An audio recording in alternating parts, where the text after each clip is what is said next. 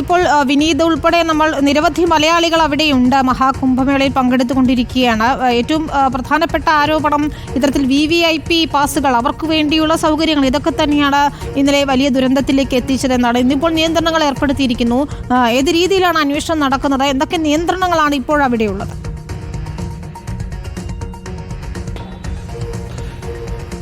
വിനീത, പ്രയാഗ്രാജിലെ മഹാകുംഭമേള നടക്കുന്ന കുംഭമേള നഗരിയിലാണ് നമ്മൾ ഉള്ളത്. നമുക്ക് ദൃശ്യങ്ങളിലേക്ക് പോയി കഴിഞ്ഞാൽ ലക്ഷക്കണക്കിന് ആളുകൾ വന്നു പോകുന്നത് കാണാൻ കഴിയും. അതോടൊപ്പം തന്നെ ലക്ഷക്കണക്കിന് ടെൻറ്റുകളെയും നമുക്ക് ഇവിടെ കാണാൻ കഴിയും. അത്തരത്തിൽ വലിയ സജ്ജീകരണങ്ങളോടെയാണ് ഇന്നിപ്പോൾ കുംഭമേള പുരോഗമിക്കുന്നത്. ഇന്നലെ അപകടം ഉണ്ടായി 30 പേർക്ക് ജീവൻ നഷ്ടമായെങ്കിലും ഇന്നിപ്പോൾ അത്തരത്തിൽ നിയന്ത്രണങ്ങൾ നിരവധി ഏർപ്പെടുത്തിയിട്ടുണ്ട്. പ്രധാനപ്പെട്ട കാര്യം അതിൽ VIP-കളും അപ്പോൾ VVIP-കളും ആളുകൾക്ക് സന്ദർശനം വിലക്കിയിട്ടുണ്ട് എന്നുള്ളതാണ്. ചൊവ്വാഴ്ച വരെ സന്ദർശനം ഉണ്ടാകില്ല എന്നാണ് മുഖ്യമന്ത്രി ഇപ്പോൾ അറിയിച്ചിരിക്കുന്നത്. അതോടൊപ്പം തന്നെ വാഹനങ്ങളെ ഒന്നും ഈ കുംഭമേള നഗരിയിലേക്ക് കടത്തിവിടില്ല. പ്രധാനപ്പെട്ട അത്യാവശ്യ സർവീസുകൾ മാത്രമാണ് നിലവിൽ ഈ ഘട്ടത്തിൽ അങ്ങോട്ട് എത്തുകയും ചെയ്യുന്നത്. അതോടൊപ്പം തന്നെ മറ്റ് സജ്ജീകരണങ്ങളെല്ലാം ഒരുക്കുകയും ചെയ്തിട്ടുണ്ട്. അല്പം മുമ്പ് ഉത്തർപ്രദേശ് DGP അതോടൊപ്പം തന്നെ ഉത്തർപ്രദേശിൻ്റെ ചീഫ് സെക്രട്ടറി അടക്കമുള്ള ആളുകൾ ഇവിടെ എത്തി കഴിഞ്ഞ ദിവസം അപകടം ഉണ്ടായ സ്ഥലം സന്ദർശിക്കുകയും അവിടുത്തെ സാഹചര്യങ്ങൾ മുഴുവൻ വിലയിരുത്തുകയും ചെയ്തിരുന്നു. അത്തരത്തിൽ സർക്കാരിൻ്റെ ഭാഗത്ത് നിന്ന് കൃത്യമായ നടപടി ഉണ്ടാകുന്നു. അതോടൊപ്പം തന്നെ ഈ 3-അംഗ ജുഡീഷ്യൽ കമ്മീഷനെയാണ് ഈ പ്രശ്നവുമായി ബന്ധപ്പെട്ട കാര്യങ്ങൾ പരിശോധിക്കാൻ വേണ്ടി നിയോഗിച്ചിരിക്കുന്നത്. അവരുടെ ഭാഗത്ത് നിന്ന് അന്വേഷണം നടത്തി എത്രയും വേഗം റിപ്പോർട്ട് സർക്കാർ നൽകാനുള്ള ശ്രമമാണ് ഇവിടെ നടക്കുന്നത് എന്നാണ് നമുക്ക് വിവരം ലഭിക്കുന്നത്. ഏതാണെങ്കിലും നിരവധി ആളുകളെ നമുക്ക് ഈ ദൃശ്യങ്ങളെ കാണാൻ കഴിയും. കേസായ हर हर महादेव। बढ़िया बढ़िया, आप बताओ। बहुत बढ़िया, आनंद मंगल जी।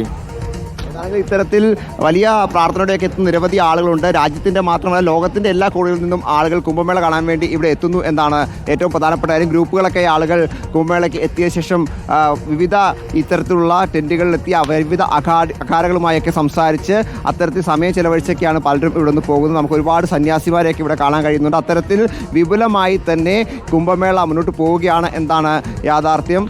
ഇസ് ബാർ कैसा है? आपको पता है कि कुंभ है क्या चीज?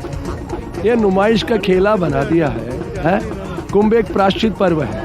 जिस गुनाह को करते हुए किसी ने नहीं देखा, आत्मा देख रही थी, पुलिस प्रशासन नहीं पकड़ सका, उसके लिए साधु सन्यासी अपनी तपस्या लेके आते थे. त्रिवेणी के तट पे 3 गुण है, सतोगुण, रजोगुण, तमोगुण.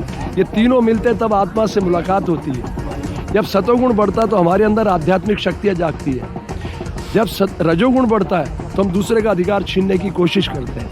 जब तमोगुण बढ़ता है तो हम हिंसक हो जाते हैं, पशुवत. हम पशु नहीं हैं, इंसान हैं.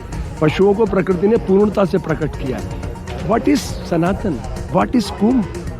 मजाक बना दिया लोगों ने. ये सब कुछ चलता रहा तो आने वाले 10 सालों में भारत की धरती पे एक स्वस्थ बच्चा खोजना मुश्किल हो जाएगा. लिख लीजिए आप. मैं स्वामी हर्षानंद अरे सुनो ना, आपके विचार में कितना कचरा ये तो देखो.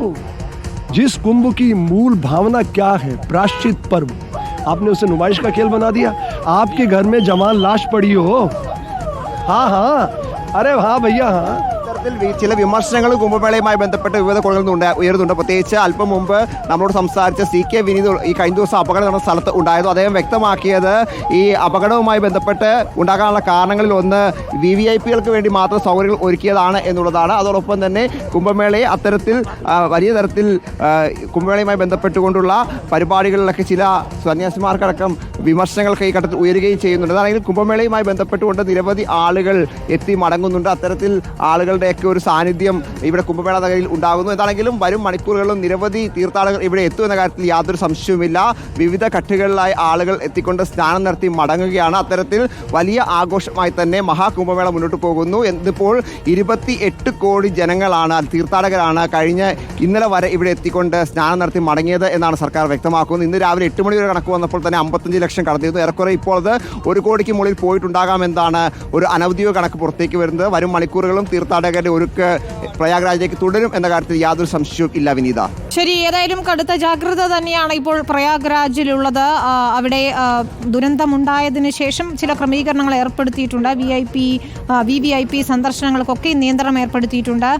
ഇത്രയധികം ആളുകൾ വരുന്ന സ്ഥലമായതുകൊണ്ട് തന്നെ വേണ്ടത്ര ജാഗ്രത പുലർത്തിയില്ല എന്ന വിമർശനവും പ്രതിപക്ഷത്തിന്റെ ഭാഗത്തുനിന്ന് ഉയരുന്നുണ്ട്. എന്നാൽ UP സർക്കാർ ഇതൊക്കെ നിഷേധിക്കുകയാണ്. നോബൽ മാരിക്കാരൻ പ്രയാഗ്രാജിൽ തന്നെ തുടരുന്നുണ്ട്. തത്സമയ അപ്ഡേറ്റുകൾ നോബൽ വരും മണിക്കൂറുകളിലും നൽകുകയും ചെയ്യും.